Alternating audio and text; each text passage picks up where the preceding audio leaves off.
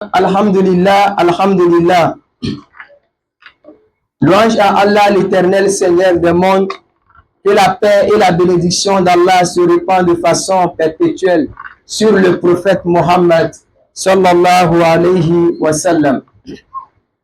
Chers fidèles musulmans, dans le sermon d'aujourd'hui, nous allons parler de la foi. Parce que tout celui qui a la foi a réussi sa vie et tout celui qui n'a pas la foi a échoué son existence. Beaucoup de musulmans pratiquent l'islam, mais sans chercher à avoir la foi. Mais aujourd'hui, si tu dis à un musulman qu'il n'a pas la foi, il va se fâcher et il va dire que tu l'as insulté. Or, c'est la vérité. Cependant, la foi se comprend de deux manières. Il y a la foi dans la croyance et la foi dans le comportement. La foi dans la croyance, c'est la confiance en ce en quoi nous croyons. Parce que dans cette vie, il y a des gens qui ne croient pas en l'existence de Dieu. Alors, on peut dire que ces personnes n'ont pas la foi parce qu'elles ne croient pas que Dieu existe. Mais il y a des gens qui ont la foi en Allah, mais ils n'ont pas la foi en Allah, mais ils ont foi en autre chose comme des fétiches. Ou en Inde, ils implorent l'éléphant comme Dieu. Et c'est là que vous pouvez comprendre le mystère de la foi dans la croyance.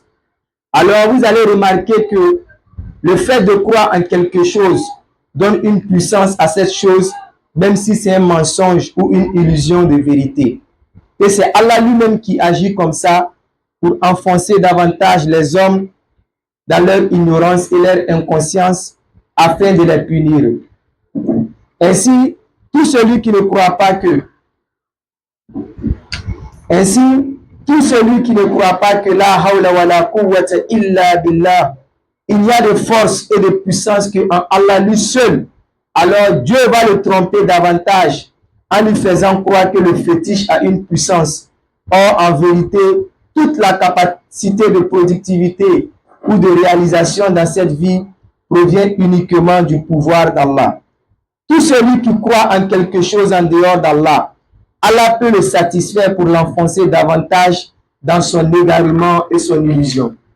Chers fidèles musulmans, sachez que dans cette vie, Dieu est patient. Donc soyons extrêmement vigilants et faisons beaucoup attention. Si tu crois aux féticheurs, alors Allah te satisfera dans ta foi aux fétiches. Si tu crois à ceux qui sont capables de te faire gagner l'argent facilement dans la mauvaise pratique, alors Allah te satisfera dans cette voie. Mais sachez que le jour de la vérité, le jour de la différence, c'est ce jour du grand bruit où Dieu dit dans la sourate Abasa, فَإِذَا جَاءَتِ السَّاقَةُ, puis quand viendra le jour du grand bruit, يَوْمَ يَفِرُّ الْمَرْءُ مِنْ أَخِيهِ, le jour où l'homme s'enfuira de son frère, وَأُمِّهِ وَأَبِيهِ, de sa mère et de son père, وَصَاحِبَتِهِ وَبَنِيهِ, de sa femme et de ses enfants, لِكُلِّ امْرِئٍ مِّنْهُمْ يَوْمَئِذٍ شَأْنٌ يُغْنِيهِ, car chacun de ce jour-là aura son propre cas pour l'occuper. Ce jour-là, tous ceux qui ont cru en quelque chose autre qu'Allah dans ce monde vont amèrement le regretter. Parce que ce jour-là, tout le pouvoir reviendra totalement à Dieu. Car, comme l'a dit Allah dans la sourate Ghafir, يَوْمَ هُمْ بَارِزُونَ لَا يَخْفَى عَلَى اللَّهِ مِنْهُمْ شَيْءٌ لِمَنِ الْمُلْكُ الْيَوْمَ لِلَّهِ الْوَاحِدِ الْقَهَّارِ. Le jour où ils comparaîtront sans que rien en eux ne soit caché à Allah, on leur demandera à qui appartient la royauté aujourd'hui, et ils vont répondre à Allah, l'unique, le dominateur. Alors pour cela, chers fidèles musulmans, ne croyez en rien dans cette vie en dehors d'Allah. Only in Allah we must believe. Seulement en Allah nous devons croire. Wa ala Allahi falyatawakkalul mu'minun. Après cela, nous allons parler maintenant de la foi dans le comportement. Nous venons à peine de parler de la foi dans la croyance. La foi dans le comportement, c'est deux choses. Un, croire au décret de Dieu, qu'il soit bon ou mauvais. Et deux, aimer pour ton prochain ce que tu désires pour toi-même. Comme l'a dit le prophète Mohammed sallallahu alayhi wa sallam. La yu'minu ahadukum hatta yuhibba li akhihi ma yuhibbu li nafsihi. Nul n'aura la foi complète tant qu'il n'aimera pas pour son prochain ce qu'il aime pour lui-même. Donc la foi dans le comportement, ce sont ces deux choses. Tant que tu n'as pas ces deux choses dans ton comportement, alors on considère que tu n'as pas véritablement la foi. Parce que regardez le comportement de celui qui ne croit pas au décret de Dieu. Quand un malheur le touche, alors il accuse les autres. Or Dieu dit dans la sourate Tawbah, Kullan yusibana illa ma kataballahu lana. Huwa maulana wa ala Allahi falyatawakkalil mu'minun. Dit, rien ne nous atteindra en dehors de ce que Allah a prescrit pour nous. C'est un manque de foi de penser que les autres sont la cause de notre malheur. Parce que Allah dit également dans la sourate Fatih, Kul faman yamliku lakum min Allahi shay'an in arada bikum darran aw arada bikum naf'a.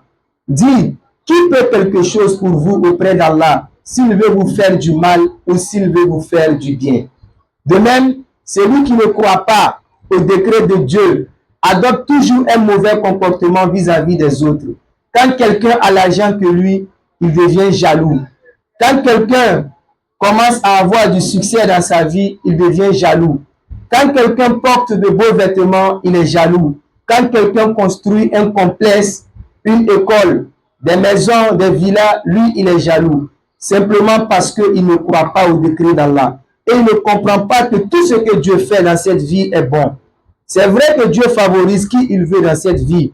Et nul ne peut contester la volonté de Dieu. Mais en vérité, jamais Dieu ne peut délaisser quelqu'un qui a la foi.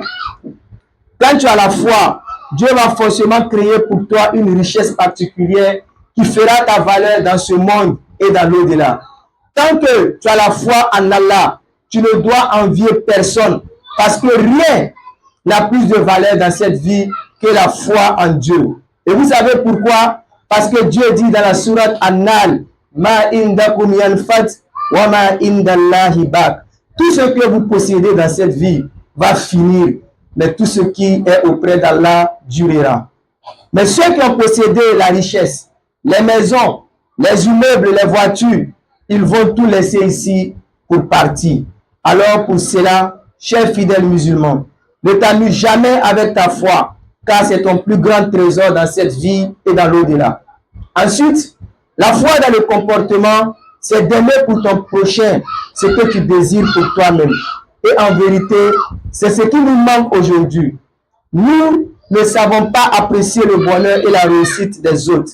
On pense être en concurrence ou en compétition avec notre prochain et cela ronge notre foi. Normalement, dans la sagesse, nous devons aimer la réussite et le bonheur des autres.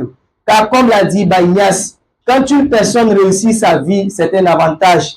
Parce que elle ne deviendra pas une charge pour personne. Mais plus la personne demeure dans le chômage et dans la misère, elle devient une charge pour les gens et c'est très vilain à voir dans notre communauté. Le musulman doit aimer pour son frère ce qu'il aime pour lui-même, sans concurrence et sans égocentrisme.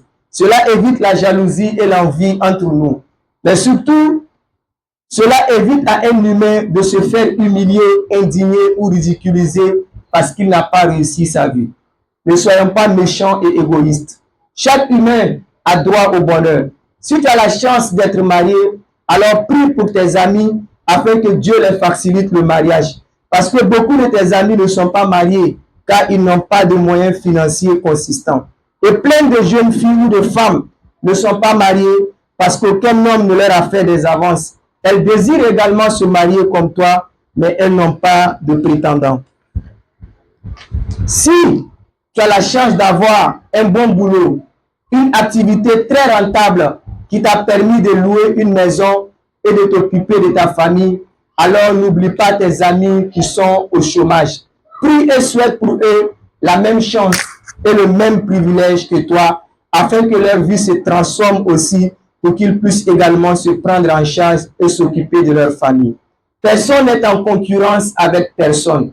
Tout celui qui ne supporte pas le bonheur et la réussite de son frère, il est au bas de l'échelle humaine, comme l'a dit Victor Hugo. Le méchant est plus bas dans l'échelle humaine que l'ignorant. Mon ami, qu'est-ce que cela te coûte de voir ton frère dans la joie?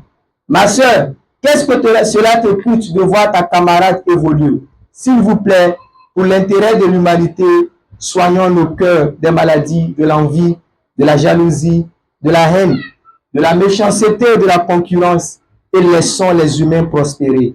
Qu'Allah nous donne une meilleure compréhension. qu'Allah délivre nos cœurs des maladies venimeuses.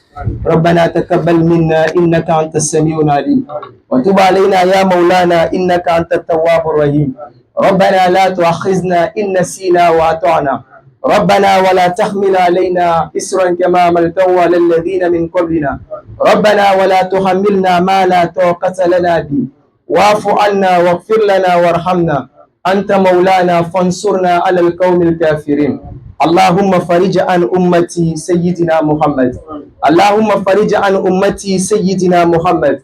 اللهم فرج عن أمتي سيدنا محمد. اللهم صل على سيدنا محمد عبدك ونبيك ورسولك نبي الأمي وعلى آله وأصحابه وسلم. الصلاة إبراهيمية. اللهم صل على محمد وعلى آل محمد كما صليت على إبراهيم وعلى آل إبراهيم وبارك على محمد وعلى آل محمد كما باركت على إبراهيم وعلى آل إبراهيم في العالمين إنك حميد مجيد. اللهم صل على سيدنا محمد الفاتح لما أغلق والخاتم لما سبق ناصر الحق بالحق والهادي إلى صراطك المستقيم وعلى آله حق قدره ومقدار العظيم. سبحان ربك رب العزة عما يصفون والسلام على المرسلين والحمد لله رب العالمين. أقول قولي هذا واستغفر الله لي ولكم. قوموا إلى الصلاة يا عباد الله.